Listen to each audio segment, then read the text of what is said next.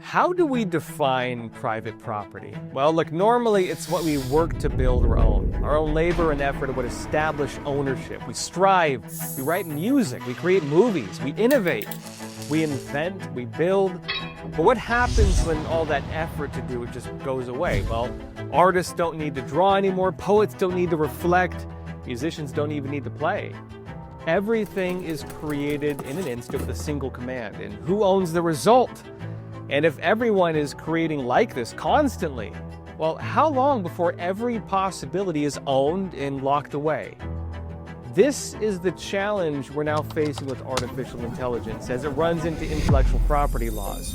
Now, this may work on a small scale, or when it comes to individual creators, people like you or me. But what happens when companies, or even entire countries, that run full-scale operations using AI to create and register every possible product? How long before no song can be written without a songwriter being sued? How long before people stop bothering to write books because the markets are so flooded with them? How long before innovations and patents are so flooded with AI concepts that the entire system becomes obsolete? Now, this may sound far out, but already this is becoming a serious problem as the world grapples with the rise of AI. Now look, just between 2022 and 2023, people used AI to generate around 15 billion images. That's more photographs than people took in 150 years from the advent of the art through 1975, to put it into scale. That's more images than the entire photo library on Shutterstock. And look, we don't even know yet how this is affecting writing, but already more new content is being written online by AI than by people. You're now more likely to read an AI-generated article or book or whatever than something written by an actual human being. And look, it's only going to get worse. A recent AI startup is planning to flood the internet with AI-generated podcasts. This one startup wants to build at least 5,000 podcasts and upload around 3,000 new episodes every single week. That's just one company. Books are no better off. There's a company called Spines. They announced they're going to disrupt the entire book industry by publishing 8,000 books just last year in 2025. And look, for better or worse, using AI to make money like this, it's a working model, unfortunately. In November, the top country song in America, Walk My Walk, it was made by AI, both the music and the video. And all this somewhat works for now, right? Kind of. It opens a lot of doors for individual creators, but you also have massive corporations seeing it as well. They're saying, hey, that's what works. We can hire fewer people. We can create more. On one side, well, mass production like this will cheapen basically every single industry. Why spend months or years writing a book if someone in any part of the world can just plug a few commands into a prompt and compete with you effectively on a marketplace for basically no work? But it actually gets worse than that. What if, aside from just not being able to make money selling your creation, you also risk getting sued for publishing basically anything? Well, this is where intellectual property laws come in, along with the global dirty business of patent farms. Now, the basic concept is that while, IP laws have protected the rights to inventions and innovators, there are also vast powers exploiting it already currently.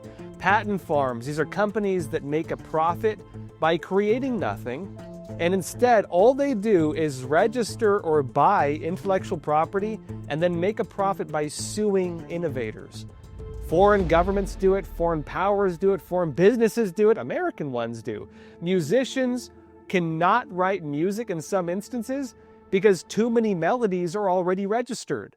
And if they write a song, they get sued. And now with artificial intelligence, where anybody can generate a concept, innovations, and just about anything for that matter, the industries that profit from this could soon make innovation obsolete. That is, unless intellectual property laws are hugely reformed or even discarded completely. But this also brings up some really serious problems. Why innovate or why invent if you don't own what you create? Why would companies bother to have research and development programs? Why would you do it? Why write a book or a song if someone could just take your work and put their name on it?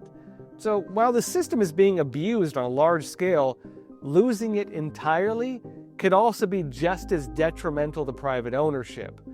Now, like during a recent event, Elon Musk at X and Tesla, along with Jack Dorsey, the founder of Twitter, they came out with a proposal. Get rid of intellectual property laws altogether. Now, this was in a brief exchange on X. Jack Dorsey wrote, "Delete all IP law," and Musk replied, "I agree." Now, some of these positions go back to a more nostalgic time for the internet and social media, and to, where the digital world could have possibly led us. The general idea at the time was that the internet would lead to either greater freedom or greater tyranny. You could pick which one you wanted. A series of movements emerged under the slogan, "Information wants to be free." Now, that came from the first hackers conference way back in 1984. The free software and open source movements, they aimed to build free versions of all the key forms of software we use. And this included everything from Linux operating systems to replace Windows and Mac OS, to free versions of key software, replacing everything from Word to Photoshop with open source alternatives.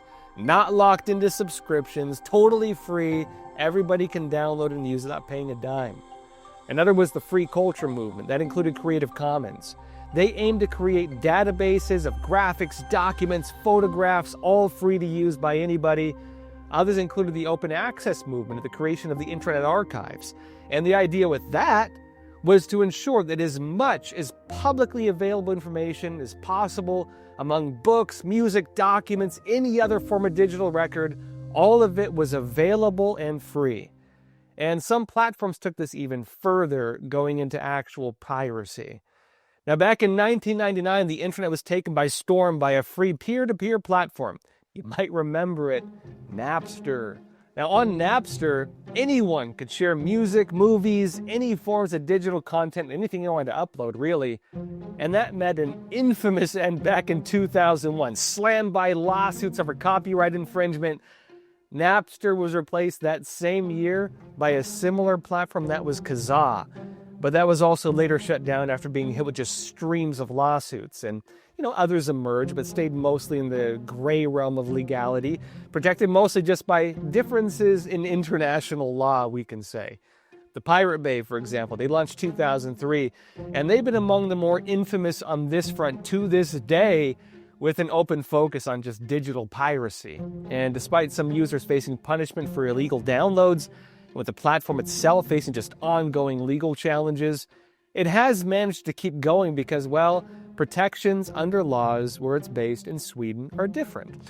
And this all really comes down to differing debates on intellectual property laws, especially when it comes to how copyright is recognized between different countries. Now look, in the United States, copyright laws are rooted in the Constitution itself. And that's Article 1, Section 8. It says, "Congress shall have the power to promote the progress of science and useful arts by securing for limited times to authors and inventors the exclusive rights to their respective writings and discoveries." But even then, the United States viewed international copyright differently. It wasn't until the 1891 International Copyright Act that the United States more fully recognized foreign copyrights. But even then, for it to be recognized in the United States, the foreign product had to also be manufactured in the United States. The more modern international copyright laws that we know today, they only really started coming about through the mid-1900s. That was mainly when the United States joined the Berne Convention, even recently in 1988, and that gave automatic copyright protection to foreign works without the requirement that they also manufacture whatever it was in the United States. And various other laws helped close even more loopholes, going even to the Digital Millennium Copyright Act of 1999 and to agreements under the World Trade Organization. Basically, as businesses became globalized, so too did protections on innovation and copyright. But that would bring along other problems. Transnational IP theft, that became a threat to individual companies and even turned into a form of global war. According to the 2024 assessment from the Office of the United States Trade Representative, intellectual property theft from the Chinese regime alone has had a massive impact on the United States. It says this, for example, CSIS estimated in 2018 that China's cyber espionage potentially cost the United States $20 billion to $30 billion annually. It says in 2020, Lieutenant Colonel Jeffrey Jones, then National Security Fellow at Harvard's Kennedy School, estimated the cost of China's cyber espionage at approximately $300 billion annually, using a conservative approach to calculating the costs. They say what is certain from these estimates is that China's cyber intrusions into U.S. networks have worsened and impose an enormous burden on the U.S. economy. But the worst form of this is really with patent trolls, also called non-practicing entities. These organizations, what they do, they buy or register patents with the sole purpose of suing people. It's not even known how much these companies make each year, but back in 2012, it was estimated that patent trolls were costing the U.S. economy about $29 billion a year, and that every single lawsuit could cost a company around $7.27 million. Now, in terms of the more recent numbers, what we know is that there are an estimated 20% increase in litigation from patent trolls just last year alone. And one of the latest trends that they're doing is that some patent troll organizations and companies, they're even now acting as mercenaries. They call these patent trolls for hire. Now, the problem that's come about with artificial intelligence as it relates to all this is that while it allows people to create new content almost in an instant, it also allows hostile governments or firms like these patent trolls to just try to make money off lawsuits. They register new patents or trademarks using AI on a massive scale. And then, well, what do? They can turn around and sue companies, sue innovators, sue musicians, and others even, for violating the patents or copyrights, which they're registering en masse. Now, some have tried breaking this chain, so to speak, as well. In 2020, for example, a musician and lawyer had an idea. This is Damian Ryle. He reversed the method. What he did is he used AI to automatically generate every possible musical melody, every possible song, basically. Using specialized software, he was able to generate 300,000 melodies a second. Now, that created a catalog of 68 billion tunes.